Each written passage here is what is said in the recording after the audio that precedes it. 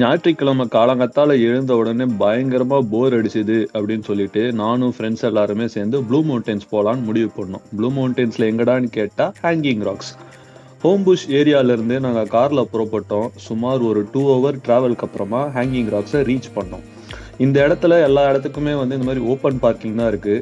இறங்கினதுக்கு அப்புறமாவே நீங்க காரை நிழல்ல போட்டு அங்க இருந்து நடக்க ஆரம்பிக்கிறோம். நடக்க ஆரம்பிக்கணும்னா சாதாரணமா நடக்க ஆரம்பிக்கணும் கிடையாது. 8 கிலோமீட்டர் உள்ள வாக்கு. 8 கிலோமீட்டர் இன் சென்ஸ் போறதுக்கு 4, வரத்துக்கு 4. இங்க வாக் மட்டும்தான் பண்ண முடியுமா அப்படின்னு கேட்டீங்கன்னா, ஸ்பெசிபிக்கா இங்க இருக்கிற ட்ராக் பைசைக்கிள்ஸ்க்கு யூஸ் பண்ணிக்கிட்டு இருக்காங்க. பைசைக்கிள்ஸும் இங்க கொண்டு வந்தீங்கன்னா நல்லா வாக் பண்ணலாம். 2 கிலோமீட்டர் அப்படின்னு சொல்லிட்டு நாங்க அப்படியே கொஞ்சம் கொஞ்சமா நடக்க ஆரம்பிச்சோம். இந்த பாதை ரொம்பவே அழகா இருந்தது. போற வழியில உங்களுக்கு வாஷ்ரூம்ஸ் அந்த மாதிரிலாம் எதுவுமே கிடையாது.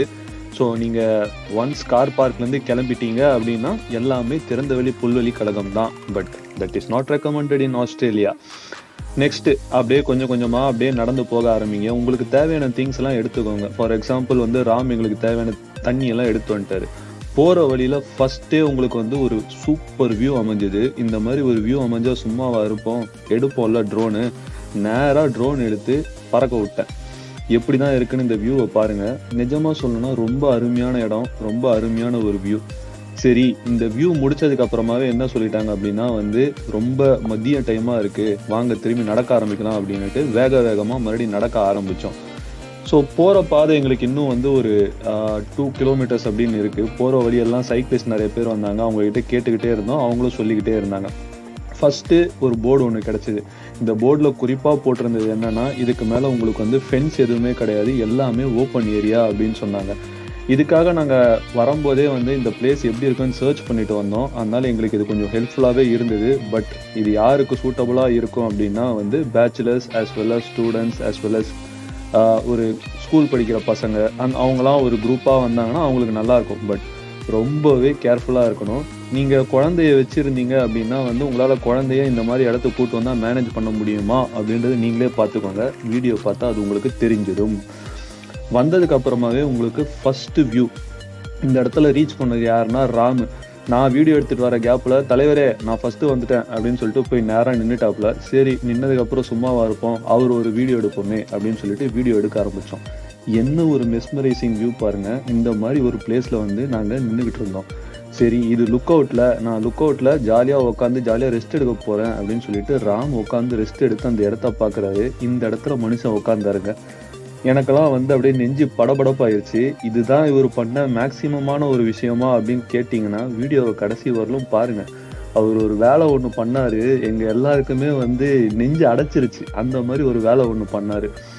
ஸோ இங்கேருந்தே அந்த லுக் அவுட்டோடைய ஃபைனல் ஸ்டேஜ் எப்படி இருக்குது பார்க்கலாமே அப்படின்ட்டு கொஞ்சம் கொஞ்சமாக நடந்து மறுபடியும் உள்ளே போய்கிட்டே இருந்தோம். போய்கிட்டே இருக்கும்போது தான் தெரிஞ்சுது, நாங்கள் நின்றுக்கிட்டு இருக்க இடம் ஹேங்கிங் ராக்ஸ் கிடையாது. ஹேங்கிங் ராக்ஸ் நாங்கள் நின்றுக்கிட்டு இருக்க இடத்துல இருந்து கீழே இறங்கி இன்னும் போகணும் அப்படின்ற மாதிரி எங்களுக்கு தெரிஞ்சுது. இதுக்கு ஏன் குறிப்பாக ஹேங்கிங் ராக்ஸ்னு பேர் வந்தது அப்படின்றத நான் சொல்கிறேன். ஏன்னா இந்த பாறை அந்த மலையில் கொஞ்சமாக ஒட்டிக்கிட்டு இருக்க மாதிரி இருக்குது. ஸோ அது குறிப்பாக நம்ம பக்கத்தில் போகும்போது இன்னும் நான் அதை வீடியோ எடுத்து காமிச்சிருக்கேன், அந்த கேப் எப்படி இருக்கும்னு சொல்லிட்டு. அந்த கேப்பை நீங்கள் பார்த்தீங்கன்னா அந்த மலையோடு அது எப்படி ஒட்டிக்கிட்டு இருக்கு அப்படின்றது உங்களுக்கு நல்லாவே தெரியும். போகிற வழியெல்லாம் இந்த ராமோட அல்சாட்டி என்னால் தாங்க முடியலங்க. நான் அங்கே தொங்குறேன், என்னை ஃபோட்டோ எடு, நான் இங்கே படுத்துக்கிட்டு இருக்கேன், என்னை ஃபோட்டோ எடு, இந்த மாதிரி பற்பல விஷயங்களை பண்ணி பயங்கரமான வேலையெல்லாம் செஞ்ச ஆரம்பிச்சாரு.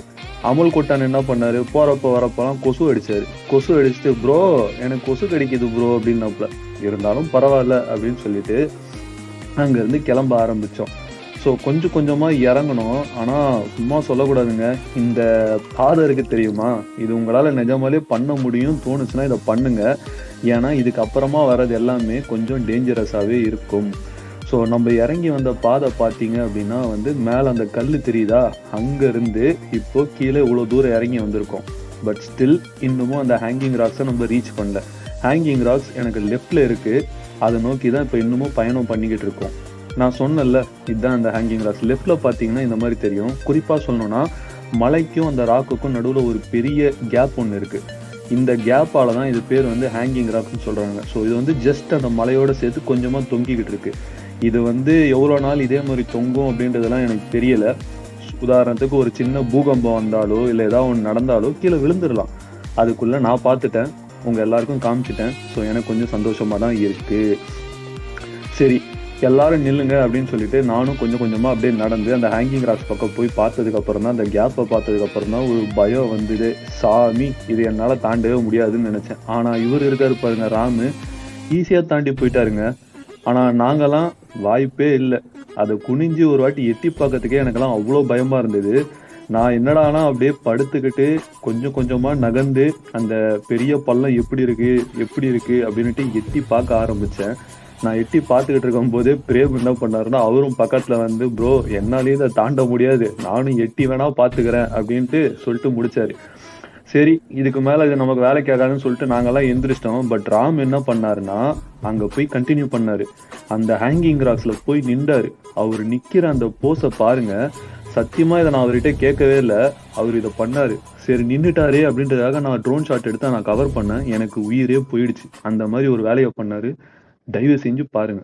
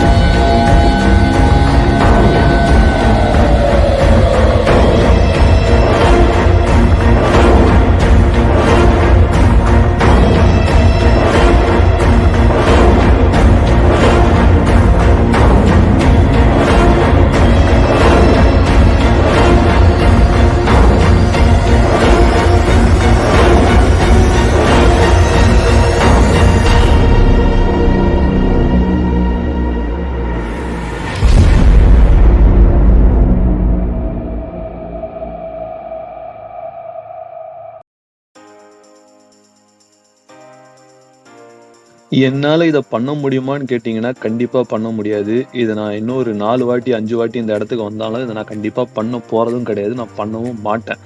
இத வேற யாருக்காவது ரெக்கமெண்ட் பண்ணுவேனா அப்படின்னு கேட்டீங்கன்னா, தயவு செஞ்சு பண்ணாதீங்க. ஜஸ்ட் உங்களுக்கு அனுபவிக்கணும்னு தோணுதுன்னா, ஒரு வாட்டி வந்து பார்த்துட்டு அனுபவிச்சுட்டு போங்க. பட் இவரு பண்ண அந்த குரங்கு வேலைய மட்டும் தயவு செஞ்சு செய்யவே செய்யாதீங்க. இது வந்து என்னுடைய தாழ்மையான அட்வைஸ். மற்றபடி சொல்லணும்னா இந்த வீடியோவில் வேறு எதுவுமே கிடையாதுங்க. வெறும் வியூ மட்டும்தான் இருக்குது. நாங்கள் போன இந்த பியூட்டிஃபுல் லொக்கேஷனோட ஒரு வியூ மட்டும்தான் இருக்குது. ரொம்பவே என்ஜாய் பண்ணேன். இந்த மாதிரி ஒரு பிளேஸ் சிட்னியில் வந்து ப்ளூ மவுண்டன்ஸ்குள்ளே ஒளிஞ்சிருக்குன்னு நினைக்கும் போது ரொம்ப சந்தோஷமாக இருந்தது, ரொம்ப ஆச்சரியமாக இருந்தது. ஸோ ஃப்ரெண்ட்ஸ் எல்லாருமே இருந்தீங்கன்னா ஜாலியாக கிளம்பி போங்க, ஒரு ட்ரிப் ஒன்று அடிங்க. ரொம்பவே என்ஜாய் பண்ணீங்க. அதுவும் குறிப்பாக எங்கள் கூட வந்த Amalkuttan, this is the first time, ரொம்பவே என்ஜாய் பண்ணலாம். ஸோ நத்திங் மோர் இந்த வீடியோ. தேங்க்யூ. ஸோ எல்லாருமே கொஞ்சம் சேஃபாக இருங்க. Till then it's bye from Karthik Shankar. By.